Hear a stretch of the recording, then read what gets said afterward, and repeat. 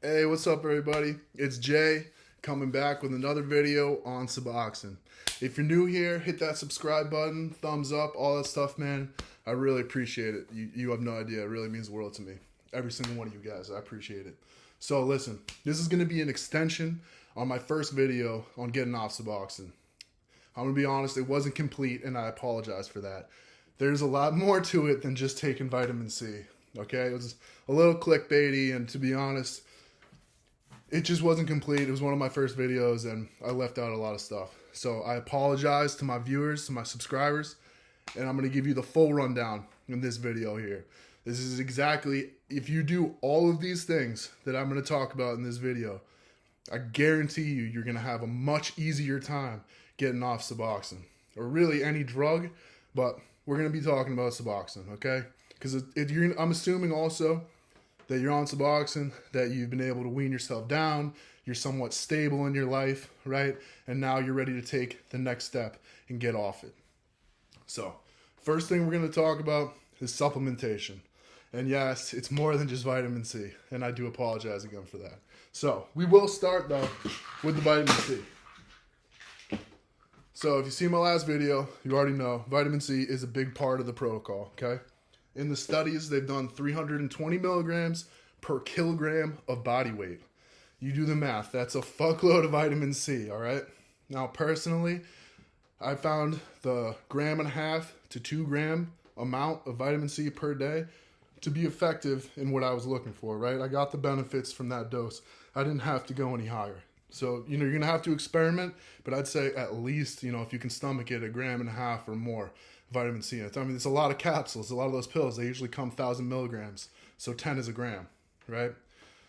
So, 15 to 20 of those pills a day. It's hard to get down, but I promise it's going to help. So that's the first step, right? Vitamin C, we already talked about it. Step number 2, you got to pair your vitamin C with vitamin E at 1,000 mg per day, okay? Now, the reason being, they've done studies, and this is proven, that vitamin C paired with vitamin E is 4 times more effective than either one alone at repairing oxidative stress in the brain and basically scavenging free radicals, repairing oxidative stress, making you feel better, okay? Put simply, it's good for your brain, okay? It's good for the system. So, especially when you're going through detox, there's a lot of oxidative stress going on in the brain. So we're going to want to do everything we can to help repair that, right? Another thing about vitamin C, it's interesting. It has been theorized that it has some kind of direct effect on the opioid receptors, but that's not proven. So I'm not going to talk about that too much, okay? Now, as far as other supplements we're going to need to take, vitamin D. Almost everybody is deficient in vitamin D in this country, and I think honestly the world, but you're definitely going to be wanting to take vitamin D around 5,000 to even 10,000 IU a day. These pills come 5,000 IU per pill. They're pretty easy to get down. It's no big deal. But this will definitely help. Vitamin D is vital in hormone production and basically the way that you feel. It's a really important vitamin, and most of us don't get enough of it. So vitamin C, vitamin E, vitamin D. Those are going to be your morning time, vitamins. You're going to want to take those in the morning when you wake up.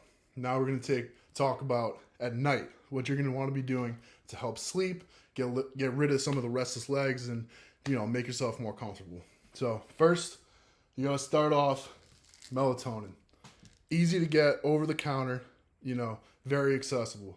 They come usually up to 10 milligrams is the highest dose you can buy. You're going to want to be taking at least 10 milligrams melatonin. I've ramped it up. I think when I was going through my detox, I was taking 30 milligrams of melatonin a night. And it sounds crazy, but it really is helpful. There's also, multiple reasons for taking melatonin. It also helps scavenge free radicals up in the brain and, again, repair oxidative stress. So, you'll find something in common. A lot of these supplements all have synergistic effects, and that's why we take them together, right? So melatonin. Now, next thing, magnesium. 250. Take this with your melatonin. It's going to help with the restless legs. It's going to help with your digestive system. It's going to help overall well-being. You're going to feel better. Definitely you want to be taking magnesium as well. Now this last part, this one's a little trickier because it's not over the counter. and you're going to need a doctor to give you a prescription. But Seroquel, you're going to want to be taking Seroquel. 25 to 100 milligrams a night. You know, they've done studies. They've shown that 25 to 50 milligrams of Seroquel is safe to take long term. There's not really any adverse side effects.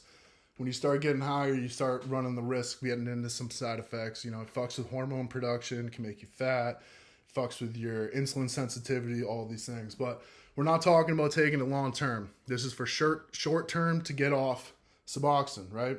So if you take, you know, up to 100 milligrams per night, it's okay, but it's not something you're gonna want to do long term.